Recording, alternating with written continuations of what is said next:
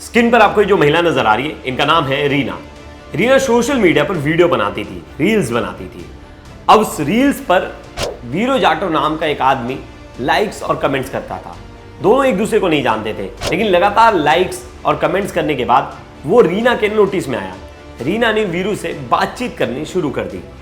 रीना रहने वाली थी एमपी की और जो वीरू था वो रहने वाला था राजस्थान का।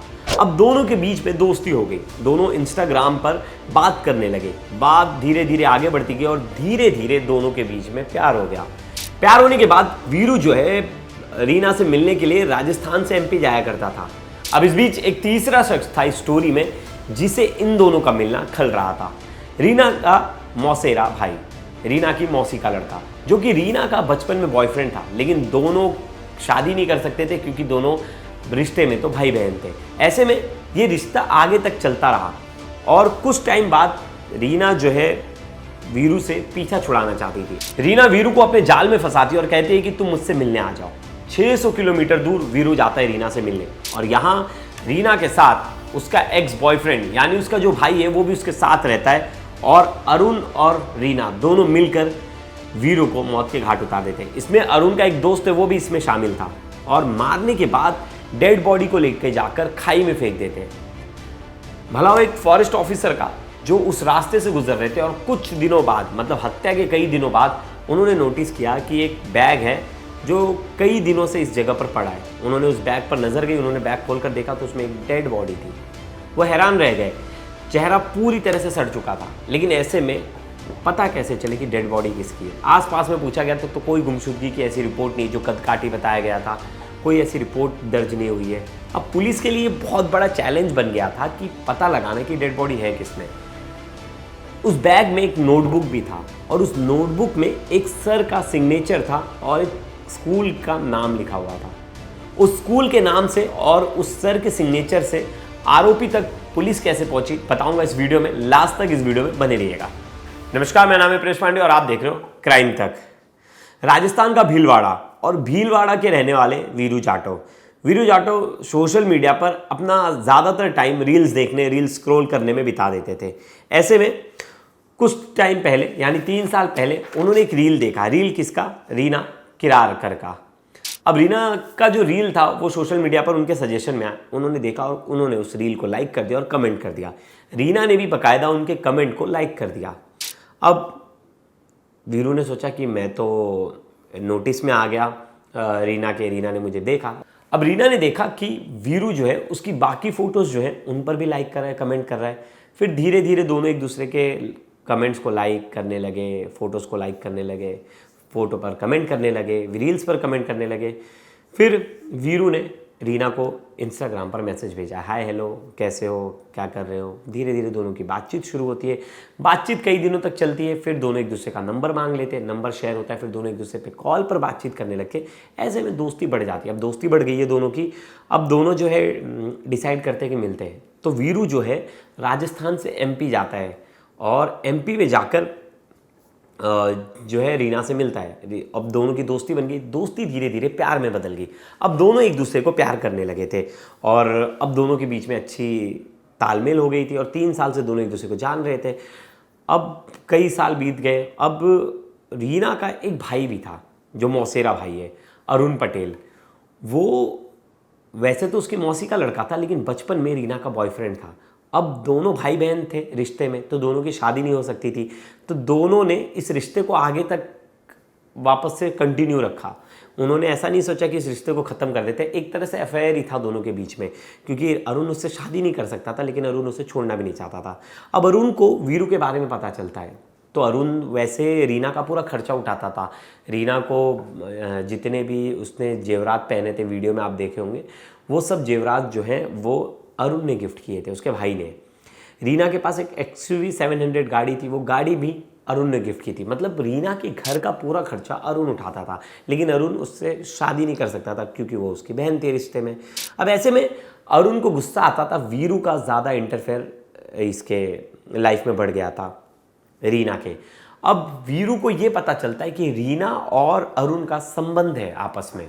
अब इस चीज़ को लेकर वीरू जो है रीना से लड़ाई करता है और अरुण से भी लड़ाई करता है। तीनों के बीच में बहुत गहमा गहमी होती है, बहुत भयंकर लड़ाई होती है। ऐसे में वीरू कहता है कि मैं समाज में तुम्हारे बारे में सच बता दूंगा, तुम्हारे बारे में सब कुछ पोल पट्टा खोल दूंगा, तुम मुझे धोखे में रखी, तुम्हारे भाई के साथ अफेयर है, ऐसी तमाम चीज़ें बोलता है। अब जो है अरुण भी डर जाता है और रीना भी डर जाती है कि अगर इसने सबको बता दिया तो समाज में हमारी इज्जत चली जाएगी, सब कुछ हो जाएगा। तो पहले मामले को ठंडा करते, उसका गुस्सा शांत कराते और कुछ दिन बाद रीना और अरुण जो है मिलकर प्लानिंग करते हैं कि अब हमें इसे रास्ते से हटाना पड़ेगा। अगर हमने इसको रास्ते से नहीं हटाया तो फिर हमारे लिए सरदर्द बन जाएगा। अब ऐसे में रीना जो है बहला फुसला कर वीरू को बोलती कि आ जाओ, तुमसे मिलना, और मैंने अरुण को छोड़ दिया है हमेशा के लिए और मुझे तुम्हारे साथ ही रहना है। बेचारा जो वीरू है उसे पता नहीं था कि उसके साथ क्या होने वाला है। वो अपनी गर्लफ्रेंड की बात सुनता है और पहुंच जाता है। यानी वो राजस्थान के भीलवाड़ा से निकलता है और वो रायसेन पहुंच जाता है जहाँ ये रीना रहती है। अब रीना का घर वैसे साई खेड़ा था और वो उसको जानबूझकर दूर बुलाती है। अब वहाँ वो पहुँच जाता है, वहाँ पहले से घात लगाकर जो है इसका बचपन का बॉयफ्रेंड अरुण पटेल, जो उसका भाई है, वो बैठा है और उसके साथ उसका एक और दोस्त है जिसका नाम है हरनाम। अब ये दोनों लोग जो है घात लगाकर बैठे थे और जैसे ही पहुँचता है इसको बेसबॉल से और बैट से मारते, इसके सर पर हमला करते और वो बेहोश हो जाता है। फिर इसका गला दबाकर इसको मौत के घाट उतार देते। अब ये मर जाता है। मरने के बाद उसकी डेड बॉडी को बांध के बोरे में भरते और जहाँ इसने इसको मिलने के लिए बुलाया था वहाँ से 40 किलोमीटर दूर ले जाकर खाई में फेंक देते हैं। अब खाई में फेंकने के बाद ये वहाँ से फरार हो जाते हैं, जो कि रायसेन ज़िले से 40 किलोमीटर दूर थी और 40 फीट गहरे खाई में फेंक भी दिया। अब फॉरेस्ट ऑफिसर्स वहाँ रेगुलर आते जाते थे, तो एक फॉरेस्ट ऑफिसर ने देखा कि 2 दिन से एक बोरिया जैसा कुछ नज़र आ रहा है, कुछ बोरी में कुछ ऐसा भरकर फेंका ऐसा कुछ नज़र आ रहा है। पास जाकर देखते तो वो उसमें से बदबू आती है। उन्हें लगता है कुछ तो गड़बड़ है। उन्हें जब उसे खोलते तो देखते उसमें डेड बॉडी है। डेड बॉडी देखकर सब सन्न रह जाते हैं पुलिस ऑफिसर्स।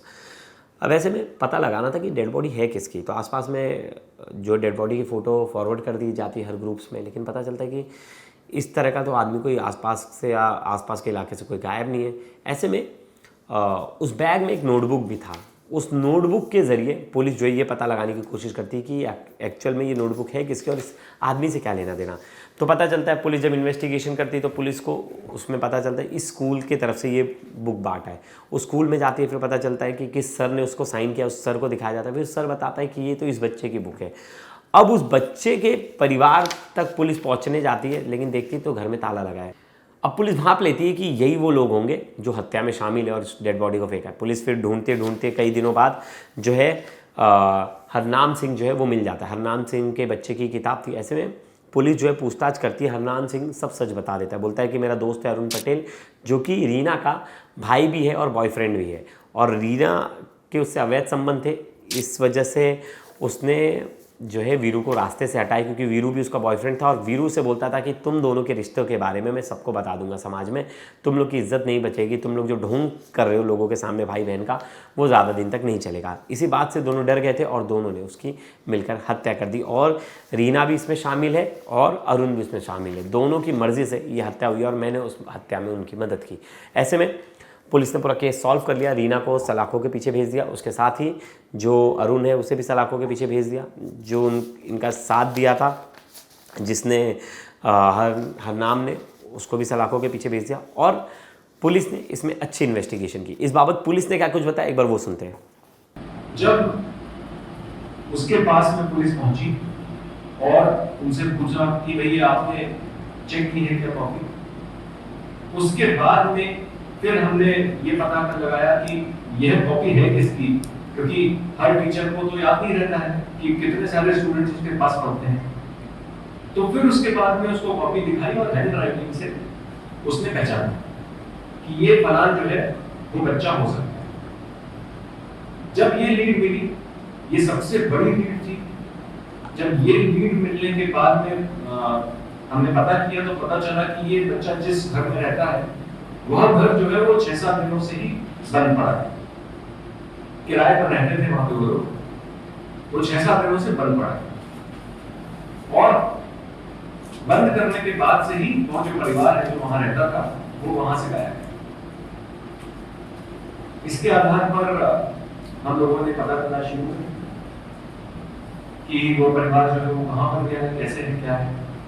उसके पास में किसी भी प्रकार का कोई भी आइडेंटिफिकेशन का भी कोई बात नहीं, ना तो कोई जैसे किसी के पास में कोई आइडेंटिटी डॉक्यूमेंट्स मिलते हैं या फिर कोई और चीज मिलती है, मोबाइल मिलता है या कुछ भी मिलता है, तो किसी भी प्रकार का उसके पास कोई भी चीज नहीं थी। तो ये चीज स्पष्ट थी कि जिन भी लोगों ने ये घटना करी वो बहुत ही मतलब सोच समझ करके प्लानिंग के साथ में कहीं पर इसको घटना को अंजाम दिया है और फिर उसके बाद में यहाँ पर आकर के जो है वो डेड बॉडी को डंप कर दिया हर प्रकार से, जिससे कि मतलब घटना का खुलासा तो दूर, पहले तो मृतक की पहचान ही ना हो पाए। यदि मृतक की पहचान ही नहीं हो पाएगी तो आगे पुलिस की जांच कैसे बन पाएगी। तो देखा आपने, कभी वीरू ने सोचा भी नहीं होगा कि वो जिस लड़की का फोटो लाइक कर रहा है उसी से प्यार कर बैठेगा और वही लड़की उसे 600 किलोमीटर दूर बुलाकर उसकी हत्या करवा देगी। तो ये अपने आप में हैरान करने वाली खबर है। और सोशल मीडिया आप भी यूज़ कर रहे हो तो अननोन पर ज़्यादा भरोसा ना कीजिए। मैं तो कई बार कहता हूँ कि सबसे ज़्यादा क्राइम अननोन लोगों में ही होता है।